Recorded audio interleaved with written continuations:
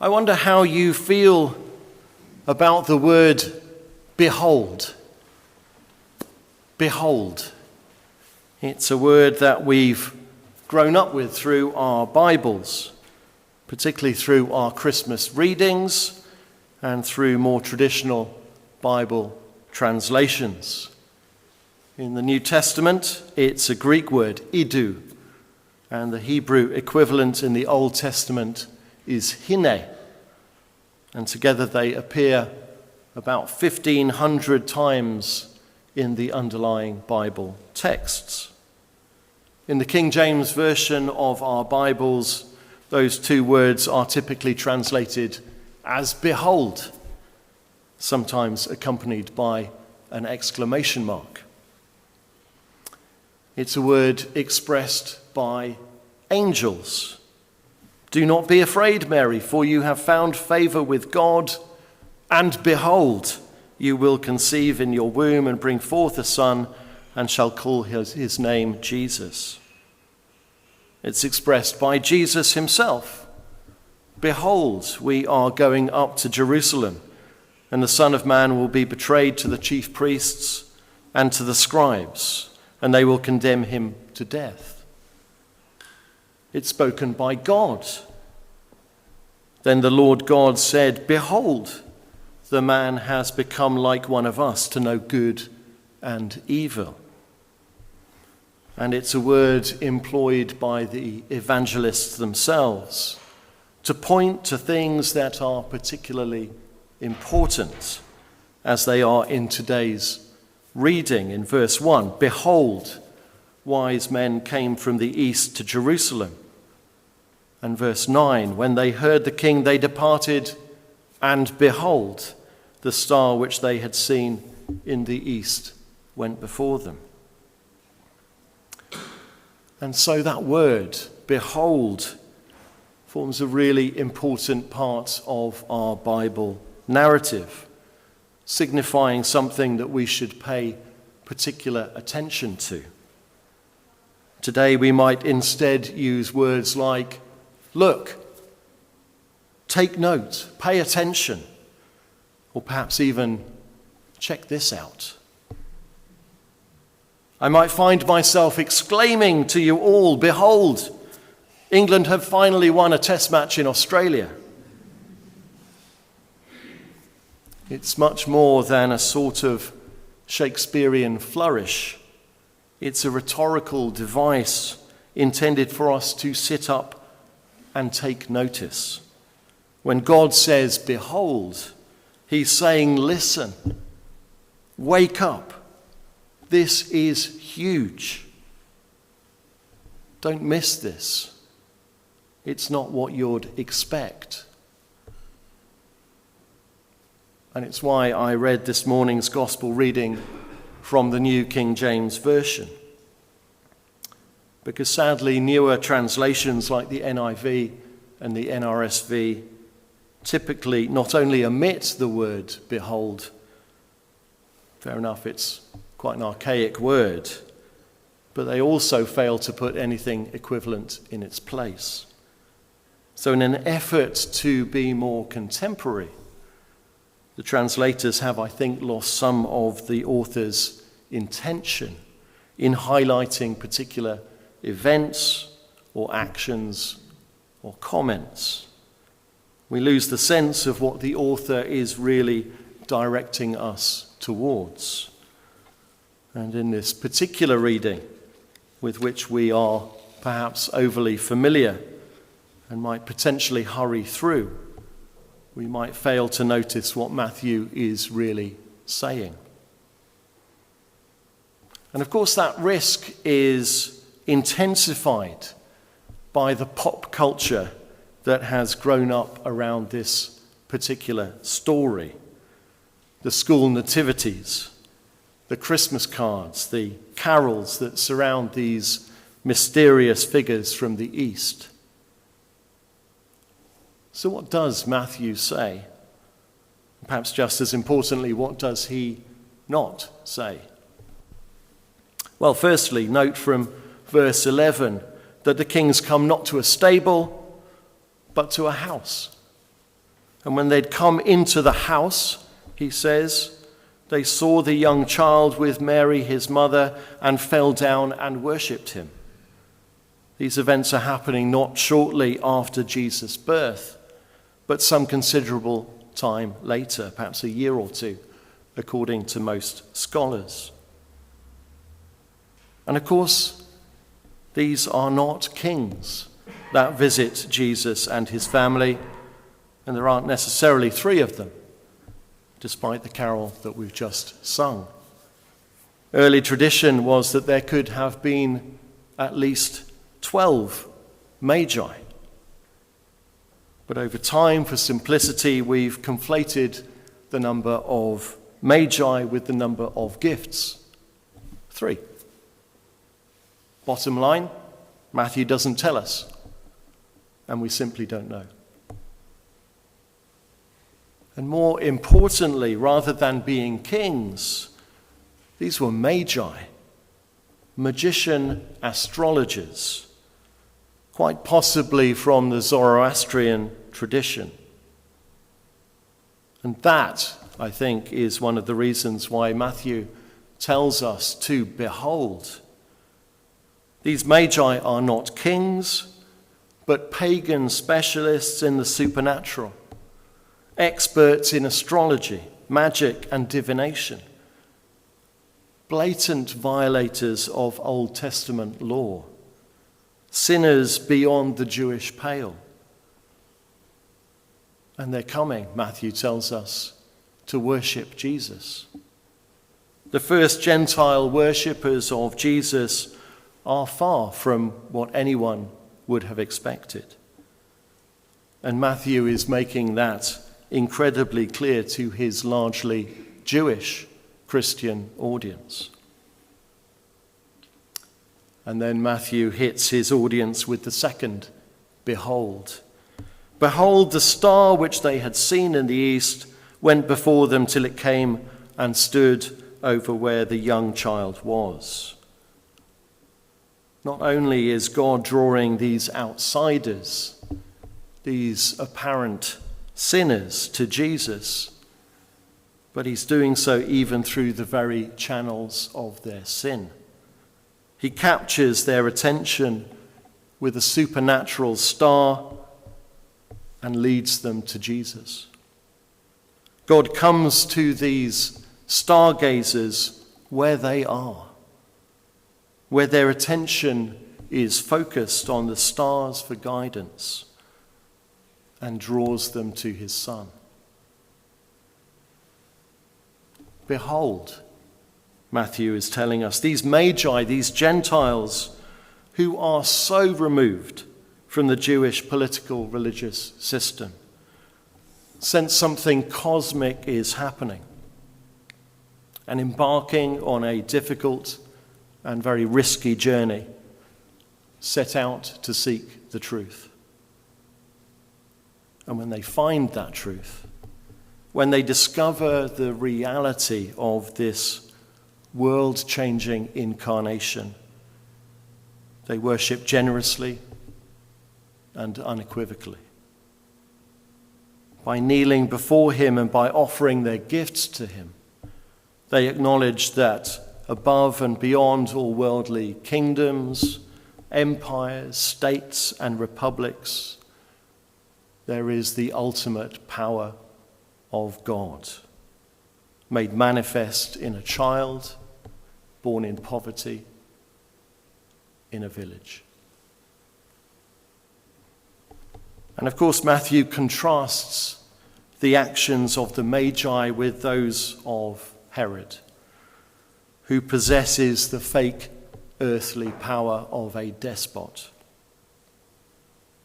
With Herod, of course, there is fear, secrecy, and deception. When he hears about Jesus, Herod is frightened of losing power. And of course, that's a story that simply keeps repeating itself. We don't have to look far today to see leaders, often aging, who seem to dread losing power. They respond by claiming that elections they lost were rigged or by imprisoning their opposition, or often far worse. They respond like Herod by trying to neutralize the threat. Matthew is contrasting the in-breaking kingdom of the Christ child with the earthly power politics of despots like Herod and Trump and Putin. But there's a third group, somewhere in the middle of all this, that we can risk overlooking. In his fear of losing power, Herod asked the chief priests and scribes, the Pharisees and the Sadducees, where this Messiah would be born. And they know from Micah, probably without even having to think about it, that it will be Bethlehem. They know the answers, but then do absolutely nothing about it. They engage intellectually but fail to act. Rather than saying to the Magi, hang on a minute, if you're going, we'll come too, to find and worship this new Messiah. They simply sit tight, enjoying their religious and social advantage. So perhaps it is the comparison of the Magi with the Pharisees and the Sadducees that is most telling here. Behold, it doesn't matter if you're part of the system or not. It doesn't matter what bit of society you come from. Behold, it doesn't matter if you're a sinner beyond the pale. It doesn't matter if you don't know all the answers. In fact, it's somewhat better if you don't. Behold, this Christian way is a journey, long and sometimes difficult, in which we are called by God to take more than the occasional risk. Behold, God calls us to be active, to be generous, to be open-hearted and open to the truth, to roll up our sleeves and get our hands well and truly dirty. Behold. Amen. Wonderful to see you. Well done for getting here, and please be watching out for people who are obviously home alone and struggling with the cold and the ice. I want to say thank you to everybody who helped to make our Christmas season so very special. I did listen last week, and Pete saying the number of people we had through church probably was around over 1,000 if we include the school carol services. But so many people contributed so much. And it's great that we've still got everything up for today, and then it'll gradually disappear as we continue into our Epiphany season. Next week we'll think about the baptism of Christ, and we'll continue through January till we come to Candlemas at the beginning of February. We are starting a new pattern of services. For those of you that come at 9 o'clock, it will mostly be the same, except on the fourth Sunday of the month, the service will be a sung morning prayer that will be led by David or Ian, and will include hymns and sung canticles. So that's the one difference for you. At 10:45, today it's where we're having our service with the elements of Connect, Create and Celebrate, a sort of intergenerational service that Jack and David are going to be leading. And one of the differences is that they're serving breakfast beforehand. So I know that Sylvia and Marion are are preparing things. If you want to stay and have a cup of coffee and be able to chat to people here and those that arrive for the next service, then please do. Next Sunday will be communion. The third Sunday will be a lay-led service where we'll be sort of going deeper into questions that we may have or themes. And this January we're going to be, it's actually the beginning of the week of prayer for Christian unity. I'm quite delighted that Father Derek from St Anne's is going to come and preach at that service, and we hope that some people from the Free Church and St Anne's will join us as we reinforce churches together in Wendover. And then the fourth Sunday will be communion at 10:45 as well. The other change is that at Halton, there is now going to be one service a month on the second Sunday of the month, and that will alternate between sung evensong and communion. So that's the difference there as well. There is a walk planned for this afternoon. We'll see what Michael feels when he's here. But it's walking sort of past Welwick Farm, Chiltern View Garden Centre and the King's Farm. And Michael was saying it's using paths that we haven't used before. So we'll see whether that happens or not. Things get back to normal this week, so it's Sparklers on tomorrow, Monday. And then on Thursday, we've got our 10 o'clock midweek communion service recommencing. I know that most of you will have either heard or read that sadly on the night of Christmas Day, Anne Berry died. Anne had been at Fremantle Care Home just for a couple of months. She'd enjoyed the day with her family and then died peacefully that evening.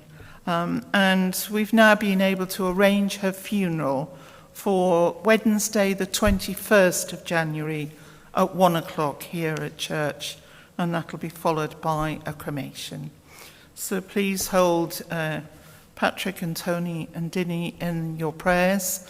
It'll be a real end of an era for them because of course, you know, they grew up here when their father was vicar from 59 to 79. So, and Anne's been in the village all of that time. So, quite remarkable, and somebody who did give so much to this place.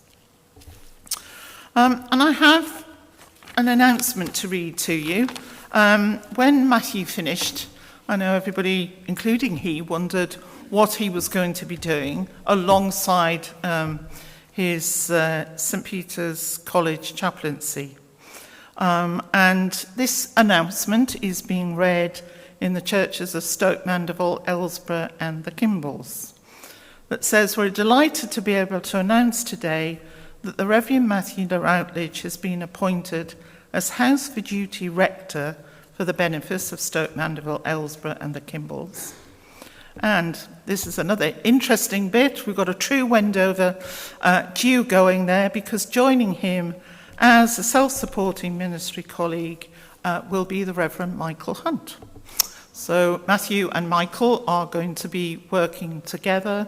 You know, Matthew served his curacy here, as did Michael. And Michael is still working a bit at Cuddesdon. He's doing that for 3 days a week. And he's offered his support to Ellsborough, particularly Ellsborough and Kimble. And so they will be working together, which is quite wonderful and quite a relief, because this deanery did have 3 vacancies. It's now got 2. So we'll keep praying that we find someone for Western Turville and then Prestwood when it's announced. I imagine during this week, as the bishop and more particularly his PA gets back to work, a date for their licensings will be announced, and I'll let you know that. But wonderful news for those churches who've been in vacancy for quite some time, and for Matthew and Michael. So be praying for them all. Behold, lift up your eyes and see, God is moving quietly, not in power we expect or claim, but in truth that calls our name. Behold, the